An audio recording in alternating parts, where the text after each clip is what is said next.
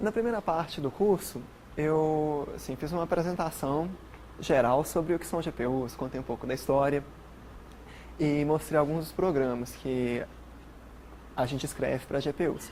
Agora eu começo a falar um pouco mais de boas práticas de programação voltada ao desempenho. Essa segunda parte do curso, ela se aplica ao programador, né, descreve algumas otimizações que o programador pode fazer. Na terceira parte eu falo mais do compilador. Mas aqui também são otimizações que o compilador ele consegue fazer. Agora, só recapitulando uma coisa da última aula, né?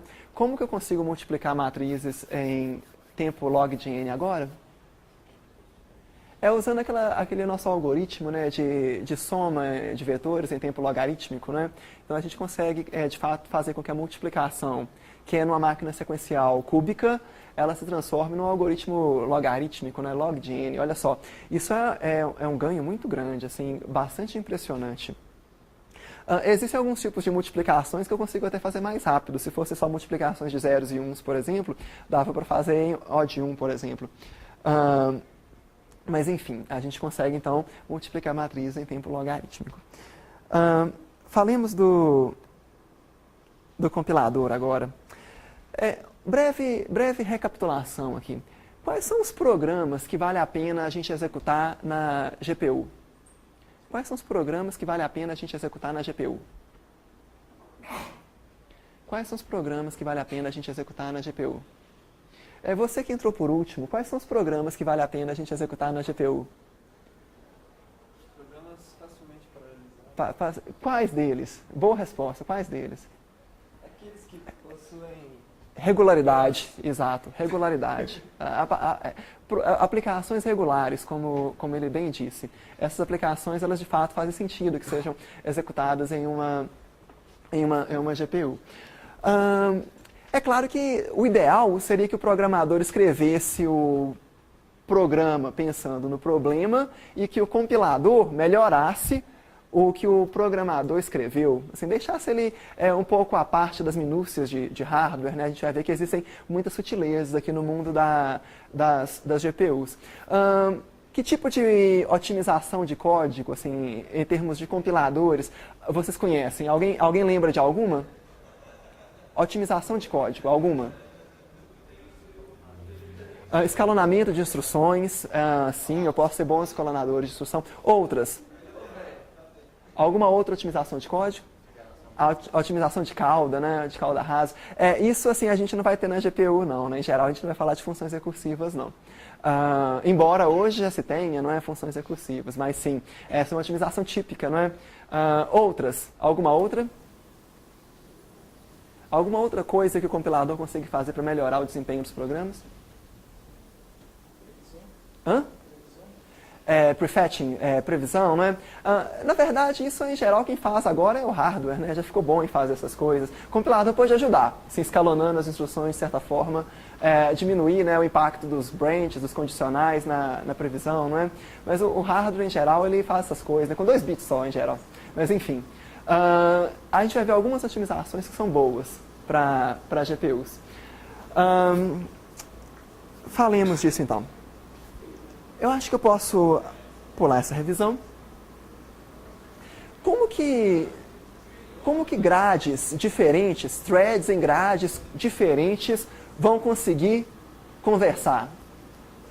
Como que você... Aliás, deixa eu facilitar a pergunta. Como que threads no mesmo bloco conseguem conversar uma com a outra?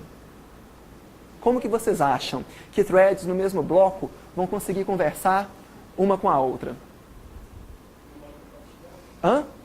Memória compartilhada. Então, threads no mesmo bloco têm acesso a uma área de memória compartilhada. voltemos aqui.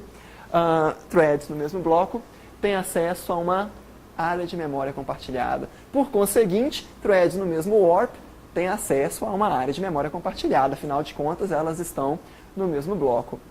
Como que threads em blocos diferentes poderiam conversar? Como que threads em blocos diferentes poderiam conversar? Uma memória cache universal. Esse é um nome pomposo. Elas têm uma memória global, sim. Elas conseguem trocar informação via uma memória global.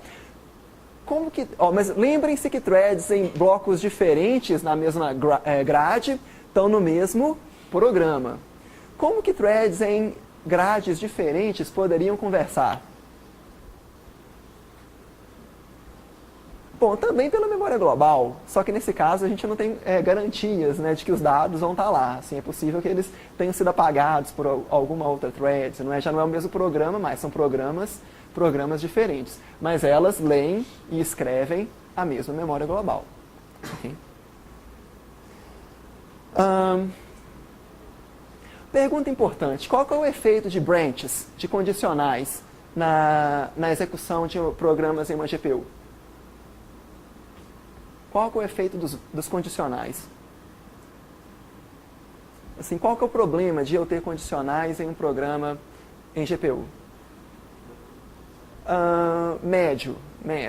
Outras respostas, mas essa é uma boa resposta. Outra resposta. Qual que é o problema dos branches? Bem, enfim, dado uma definição muito ampla de problema, qual que é o problema dos branches? Uma thread pode demorar mais que outra. Eu posso, assim, tem perda de desempenho, não é? Coisa que não acontece na CPU, né? Só tem uma thread executando. Lá eu tenho muitas, né? Então, quando eu tenho um branch, pode ser que uma thread possa querer ir um caminho, outra possa querer ir para um outro caminho, não é? Então, nesse caso, eu acabo tendo um pouco de perda de desempenho. A gente vai falar de branches mais na terceira parte do curso.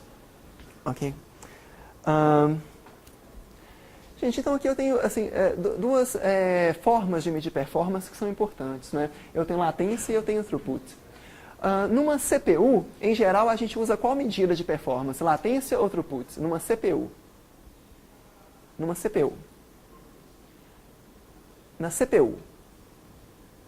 Olha, na CPU, assim, em geral, quando o usuário está interagindo lá com a aplicação, né, o que importa, assim, é o tempo que ele demora para ter sua resposta, né? Isso, assim, qual que é o nome disso? Isso é latência, né? Numa CPU, assim, é claro que, numa GPU, né? É claro que eu quero dar uma resposta rápida para o usuário, mas eu quero fazer muitas coisas também, né? Então, assim, é muito importante a quantidade de coisas que eu faço em unidade de tempo, né? E qual que é o nome disso? Isso é o que a gente chama de vazão, né? Throughput, né? Throughput. Mas assim, é claro que ambos são importantes, né? Mas aqui a gente vai estar falando mais de throughput. Assim, operações feitas por unidade de tempo, né? Assim, os GFLOPs, né? Quantos pontos flutuantes eu faço em unidade de tempo aqui numa GPU. E GPUs usam muita memória, assim, exatamente porque eu tenho muitas threads. E curiosamente, elas não têm cache, né? Quer dizer, tem cache, mas são pequenininhas, né? Igual a gente falou antes. Deixa eu dar um exemplo. A GeForce 8800, né, a 8800, é uma GPU relativamente antiga, né, já deve ter uns 5 anos, talvez. Mas enfim, ela consegue processar 32 pixels por ciclo de relógio. E ela tem assim, vários ciclos de relógio em segundo, né, consegue processar 32 pixels por ciclo de relógio. Para processar cada pixel, assim, eu tenho que ler o pixel, né? Então são três informações. E eu tenho que ler a profundidade do pixel também. São mais 4 bytes, né? Então tem 7 bytes por pixel. Assim, eu leio 7 bytes, escrevo 7 bytes para cada pixel. Ou seja, 14 bytes por pixel. Só que além disso eu leio umas outras informações assim, da memória para fazer esse processamento. Na média, essas outras informações vão dar tipo 16 bytes. Então, assim, por ciclo, eu vou estar processando 32 vezes 14 mais 16, entre parênteses aqui, né? 32 vezes 30 bytes por ciclo. Isso é muito mais do que o x86. No x86 eu processo quantos bytes por pixel, mais ou menos? Desculpa, quantos bytes por ciclo, mais ou menos.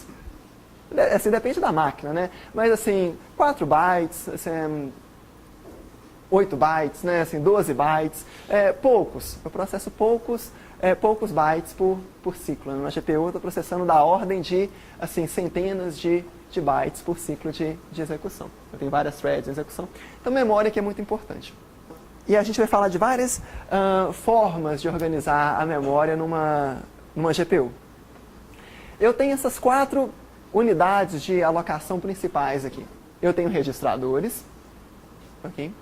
Eu vou ter memória compartilhada. O x86 tem registradores, assim, poucos, mas quantos mais ou menos? De propósito geral? Hã? Pode até ter mais, né? A gente escreve naqueles outros que não são de propósito geral também, né? Mas assim, tem uns 8 escrevíveis, né? Pelo menos em um deles eu não deveria mexer, que é o que controla a pilha das funções, né? O SP. Mas assim, poucos, assim, menos de 10, uns 8 mais ou menos, né? Os 4 de propósito geral. Uns 8, mas muito poucos. A GPU vai ter mais. Uma GPU vai ter, assim, milhares de registradores, porque eu tenho muitas threads. Cada thread vai ter uns 10 registradores, mais ou menos. Eu vou ter mais ou menos uns 8.000 registradores. Memória muito rápida. Eu leio e escrevo na hora, sem pagar custo nenhum. Certo? É muito bom deixar os dados que são lidos e escritos mais vezes em registradores. Eu tenho também uma memória compartilhada, que é a forma que eu tenho de prover comunicação a threads diferentes. Certo? Eu tenho uma memória local. A memória local ela é particular de cada thread, só que ela é lenta. E eu tenho uma memória global. A memória global é visível por todas as threads do programa, inclusive é visível por todas as threads em diferentes grades da minha aplicação. Certo? A memória local e a memória global estão no mesmo lugar. Então, ler ou escrever dados da memória local é muito lento. Certo? É melhor deixá-los em registradores, sempre que possível. Ou então deixá-los em memória compartilhada. A memória compartilhada é igual ao cache, é rápida, assim, 3 ciclos. Eu leio muito rápido, certo? E a gente vai ver como usar essas memórias aqui, não é? Por que eu não posso deixar todos os dados em registradores, já que eles são tão rápidos? Por que eu não posso deixar tudo em registradores? Não cabe, não é? Assim, é um problema de cabimento. Então eu não posso deixar tudo em registradores. Por que eu não posso deixar tudo em memória compartilhada? Por que eu não posso deixar tudo em memória compartilhada?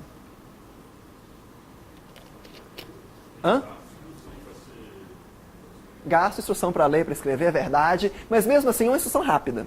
Certo? Mas, assim, mas é vero. Gasta uma instrução, 3 ciclos, para ler e para escrever. Por que eu não posso deixar os dados todos em memória compartilhada?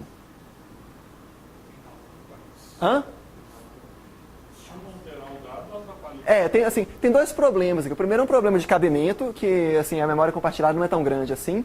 E o segundo, e mais importante, é um problema de condição de corrida. Não é? Assim, todas as threads veem aqueles dados, né? Então, em geral, programar assim é mais difícil. O programa acaba ficando mais lento, porque a gente precisa sincronizar o acesso aos dados.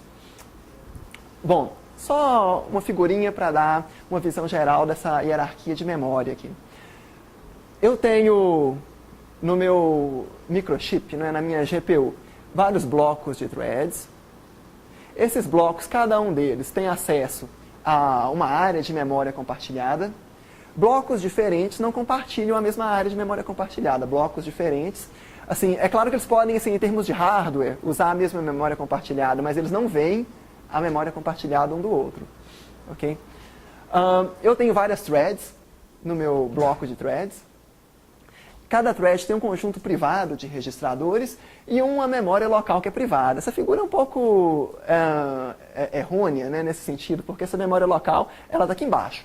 Assim, ler e escrever é um tempo longo, é uma viagem longa. E diferentes blocos podem usar a memória global para conversar. E tem uma outra memória, que é a memória RAM do computador, que é usada pela CPU para enviar informações para a GPU. Ler dados daqui, de fato, é muito lento, não é? Assim, é bastante lento. E essa transmissão é controlada pela CPU. Então, eu tenho vários tipos de viagens aqui que eu tenho que fazer para ler os dados. 4 viagens, certo? 4 viagens. A viagem mais rápida é ler dados dos registradores. É igual pegar a garrafa aqui da mesa, né? Eu não preciso dar nenhum passo. Assim, eu leio os dados dos meus registradores instantaneamente. Assim, esse custo não existe em termos de ciclo, né? Eu leio instantaneamente. A segunda viagem é ler dados da memória compartilhada. Assim, eu preciso de instruções, de loads para ler, stores para escrever. Certo? Então, é uma viagem como sair daqui até a cantina do SEX. Então, assim, eu tenho que caminhar um pouco. Certo? Tem uma viagem que é uma ordem de magnitude assim, mais lenta, né? Assim, algumas várias vezes, mas algumas várias ordens de magnitude mais lenta, que é ler dados da memória global, certo? Então essa é a viagem que Marco Polo fez quando ele saiu de Veneza e foi até a China conversar com Kublai Khan. Então, assim, é uma viagem bem mais lenta, né? Para ler dados da memória global ou da memória local, né? Então, assim, pode ser 100 vezes mais lenta do que ler dados da memória compartilhada. Aí eu tenho a viagem interplanetária, que é ler dados da memória da CPU. É o ato de transmitir dados da CPU para a GPU e vice-versa, certo? Por que aplicações iterativas? Por que não é bom usar a GPU para tratar eventos de clique de mouse? Porque essa comunicação aí ela é mais lenta. Porque para tratar cliques de mouse, para interagir com o usuário, eu tenho que fazer a viagem interplanetária, tirar dados do meu vetor de interrupções, mandar para a GPU e ler de volta, né? É muito lento fazer isso. Então é melhor mandar uma quantidade grande de dados para a GPU, processar esses dados durante muito tempo e mandá-los de volta para a CPU. Então a gente vai falar de cada uma dessas viagens. Primeira viagem interplanetária, como é que eu mando dados da CPU para a GPU e vice-versa. Então eu tenho uma API, assim, várias funções, né? Aqui as 4 mais conhecidas. CUDA-malloc aloca dados na memória da GPU, na memória global da GPU, mas essa chamada é feita da CPU. Então a CPU aloca dados lá na GPU. Manset escreve esses dados, preenche esses dados. Free desaloca, né? CUDA-free desaloca esses dados. E main-cpy copia da CPU para a GPU, de dentro da GPU para dentro da GPU, ou da GPU de volta para a CPU. Exemplos. Esse programa aqui ele vai executar onde? Assim, essas chamadas aqui elas estão sendo executadas onde? Na CPU ou na GPU? Na CPU, exatamente, na CPU. Elas estão sendo executadas na CPU. O que elas estão fazendo? Na primeira chamada, CUDA-malloc está fazendo o quê? Alocando dados, mas em qual espaço de endereçamento? Na GPU. Essa chamada acontece na CPU, mas a memória é alocada na GPU. Existe uma comunicação entre dispositivos aqui. Esse CUDA-manset está fazendo o quê? Zerando, né, esse vetor. Em qual espaço de endereçamento? Ele está sendo chamado na CPU, mas a ação acontece na GPU. Okay? CUDA-free está desalocando dados na GPU, exatamente. Okay? Aqui eu tenho um programa. Se vocês não conseguem enxergar essas letras muito pequenininhas, não se preocupem. Não se preocupem.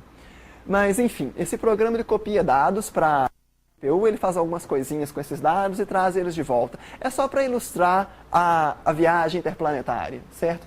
Esse programa, ele executa na CPU, mas as ações dele se refletem na GPU. Okay? Essas primeiras linhas aqui em vermelho, né, eu estou declarando algumas estruturas de dados, alguns arranjos. Eu estou declarando isso na CPU. Okay? Essas declarações estão acontecendo na CPU. Essa segunda figurinha aqui, essa segunda imagem aqui. O que eu estou fazendo aqui? O que eu estou fazendo aqui? Aqui a pergunta é trivial.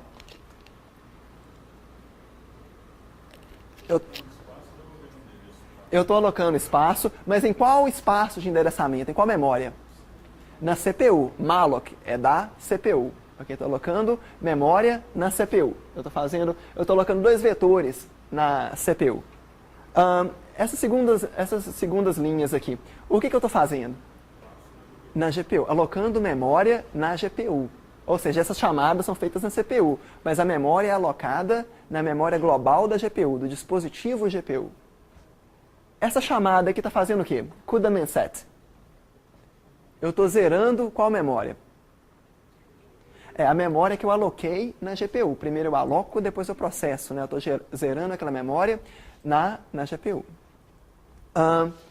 E essa chamada aqui? CUDA main CPY, AD, AH, N bytes. O que vocês acham que ela está fazendo?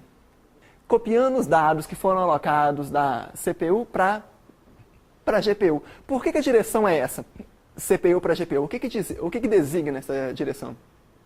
É a constante aqui no final, né? Assim, esse último parâmetro. Né? Então, a direção é host to device, assim, hospedeiro para dispositivo. Né? Então, é host to device. Né?